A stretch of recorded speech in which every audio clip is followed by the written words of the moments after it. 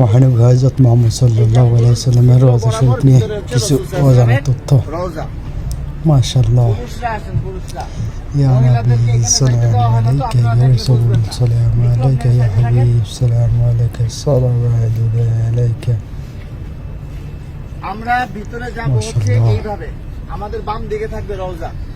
রওজা থাকবে কি বাম দিকে। ভিতরে কথা বলার কোনো সুযোগ নাই, বেশি সময় দাঁড়ায় থাকারও সুযোগ নাই।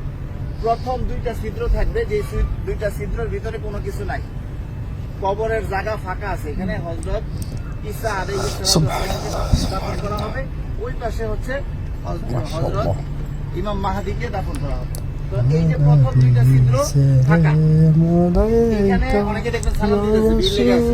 এখানে সালাম দিব না আমরা সালাম দিব হচ্ছে এইখানে, এই ছিদ্র বরাবর ভিতরে হচ্ছে রাসূল সাল্লাল্লাহু আলাইহি ওয়াসাল্লামের রওজা। এই জায়গায় সালাম দিব, দেখবেন যে এরকম যে ছিদ্রটা, এইটার সাথে কিন্তু কোনোটার মিল নাই, ঠিক আছে? এই বরাবর নবীজিকে সালাম দিতে হবে। রাসূল সাল্লাল্লাহু আলাইহি ওয়াসাল্লাম এখানে জীবন্ত অবস্থায় শুয়ে আছেন, ডান কাত হইয়া। নবীজির মাথা এদিকে, পা হচ্ছে এদিকে, ঠিক আছে?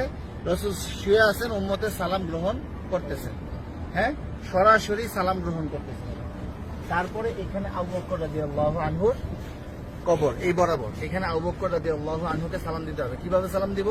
নবীজিকে কিভাবে দিব? আসসালাতু আসসালামু আলাইকা ইয়া রাসূলুল্লাহ, আসসালাতু আসসালামু আলাইকা ইয়া হাবিবাল্লাহ। যতটুকু বেশি আমরা পারি বলার চেষ্টা করব। সালাম দেওয়ার সবচেয়ে সুন্দর সময় হচ্ছে রাত্রে 10:30টার পর থেকে নিয়ে রাত্রে 1টা-2টা পর্যন্ত ফাঁকা থাকে, ভিড় থাকে না। আর দিনের বেলা সকাল 7টা থেকে নিয়ে একেবারে জোহর পর্যন্ত কি ফাঁকা থাকে, ফাঁকা। আসরের সময় থেকে নিয়ে এশারের পর পর্যন্ত কি থাকে? ভিড় থাকে। যত বেশি পারেন নবীজিকে সালাম দিবেন।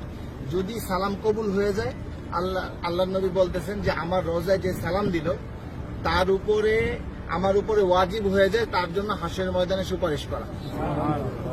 আমার সালামটা যদি গ্রহণ করেন নবীজি, তাহলে আমাদের এইটা নাজাতের উসিলা হয়ে যেতে পারে।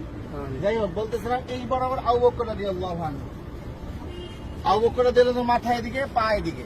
নবীজির মাথা এখানে, রাসূলের পা এই পর্যন্ত আসছে। রাসূলের শরীরের ওই পাশে হচ্ছে কি আবু বকর রাদিয়াল্লাহু আনহু। আবু বকর রাদিয়াল্লাহু আনহু ঘাড় বরাবর হচ্ছে হযরত ওমর রাদিয়াল্লাহু আনহু, উনি আরো ওই পাশে, ঠিক আছে? নবীজি এখান থেকে এইভাবে শোয়া, রাসূলের পরে হচ্ছে আবু বকর রাদিয়াল্লাহু আনহু শোয়া, তারপরে হচ্ছে হযরত ওমর রাদিয়াল্লাহু আনহু। এইখানে হযরত ওমর রাদিয়াল্লাহু আনহুকে সালাম দিতে হবে। তো এইখানে নবীজিকে সালাম দিব আমরা।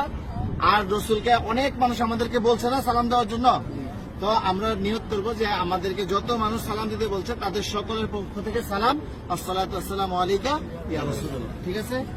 তারপর আবু বকর রাদিয়াল্লাহু আনহুকে সালাম দিব, হযরত ওমর রাদিয়াল্লাহু আনহুকে সালাম দিব।